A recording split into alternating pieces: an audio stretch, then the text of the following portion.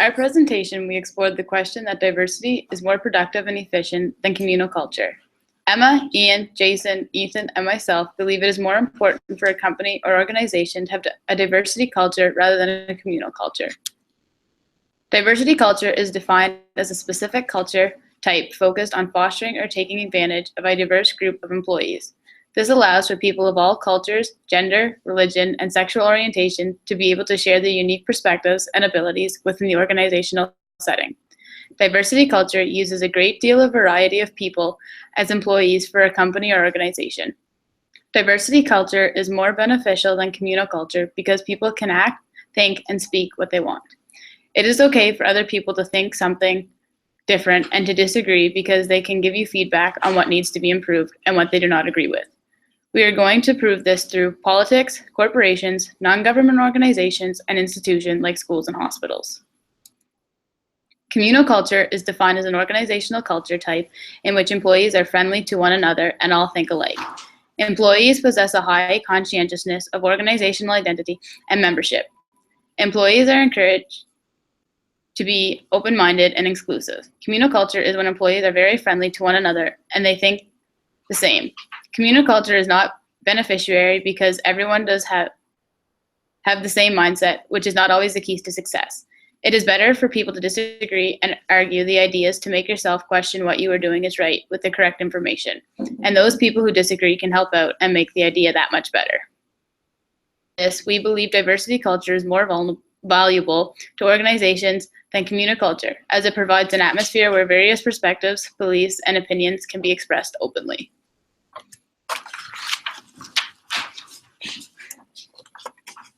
In communal cultures, the focus is on the community or the group. This means that individual members are less likely to be vocal or provide opinions that are out of the norm. There is generally less conflict between members because each member has similar attitudes, beliefs, and opinions. But for this very reason, there are often few original ideas. In diverse cultures within organizations, however, the uniqueness of individuals is celebrated and welcomed. Individuals are encouraged to come up with new ways of thinking and completing tasks, and thus the organization never stops evolving and becoming more and more productive. Organizations also attract and retain similar kinds of employees and often have the tendency to turn away employees who do not match the company's culture, regardless of that employee's competency. In a diverse culture, more people will be attracted to the company and feel as though they fit in with the organization, because the boundaries for who fits in are a lot less fixed. Cultures, socialization occurs more quickly and fluidly for new employees because they don't have to learn how to fit in, but rather are already accepted for who they are. It is important to note that the advantages of having a diverse culture within an organization are only fully leveraged when diversity is completely infused into organizational culture. Diversity in the workplace goes beyond simply hiring diverse people. It is rather a collective mindset that diversity is to be embraced in order for the company to carry out its mission.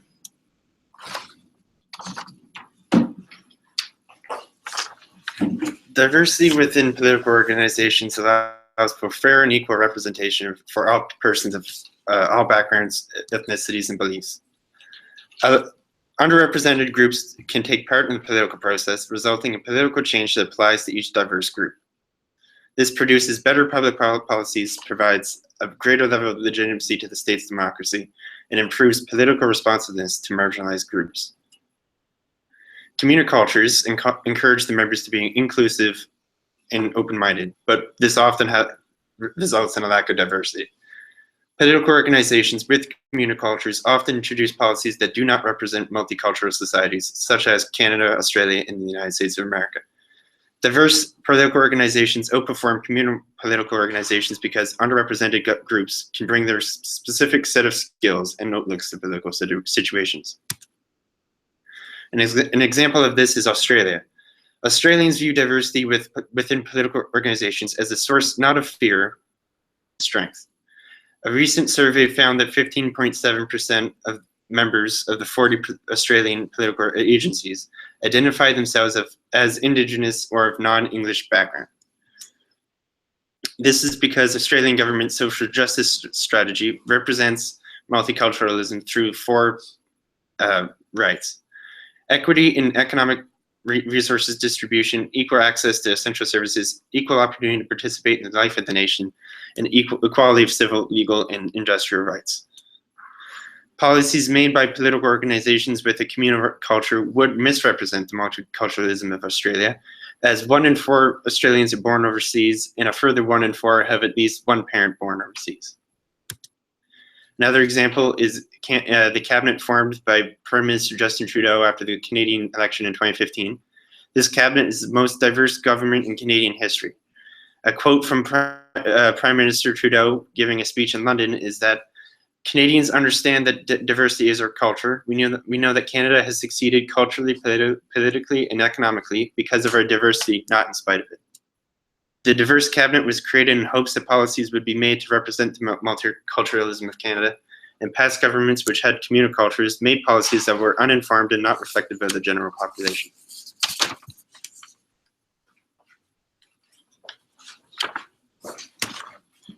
There are many benefits of diversity in the corporate world. Adopting a diversity culture allows for much more room for improvement than there would be with a communal culture. Diversity culture allows organizations to showcase the talents and achievements of women, persons of color, LGBTQ+ individuals, and other visible minorities. A McKinsey & Company research study shows that 15% of gender diverse, 5% of ethnically diverse corporations in the top quartile for diversity are more likely to outperform those in the bottom quartile. Non-governmental organizations and corporations are not fully managing their human resources to its full potential, nor are they allowing the organization's assets and skills to be leveraged in a communal culture where there is but one or very few demographics being displayed. The Royal Bank of Canada. They have recently implemented a diversity strategy where there is a diversity requirement added to what they already have, technical and behavioral requirements, to allow for heavy investment in training and the promotion of internal mentoring relationship. Another example is a case study completed by Forbes on innovation through diversity. It shows that diversity is one of the key drivers of innovation, which is a critical component to being successful on a global scale. This causes a boost in innovation due to new idea development that is based on multicultural experiences, perspectives, and backgrounds. Policies and procedures for recruitment, development, and retention of diverse personnel. All of this grants significant change, progress, diversifying a workforce, mostly in gender diversity and less in areas such as disabilities and age.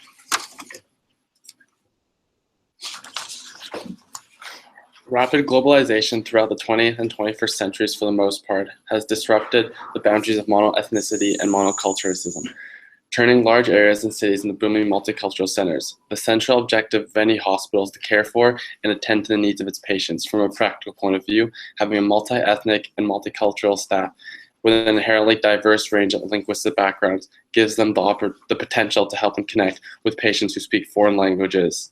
However, to develop and maintain equality in the health system, culture should not be overlooked by the health professionals. This is especially true in public and universally funded facilities such as hospitals and schools. Madeline Leininger found that the phenomenon of care is rooted in the perspective, history, and values of an individual.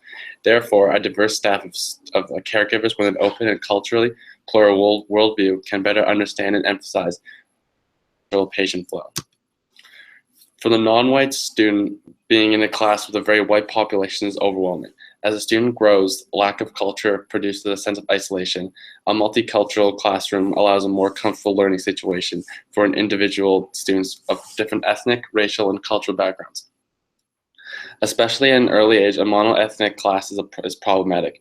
Peer pressure could make the child feel he needs to be assimilated. A South Korean student has had different experiences, faced different challenges than a student from Nigeria.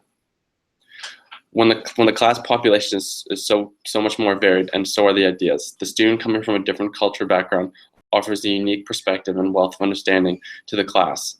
Culture affects the way we interact with people, whether in a doctor-patient relationship, teacher.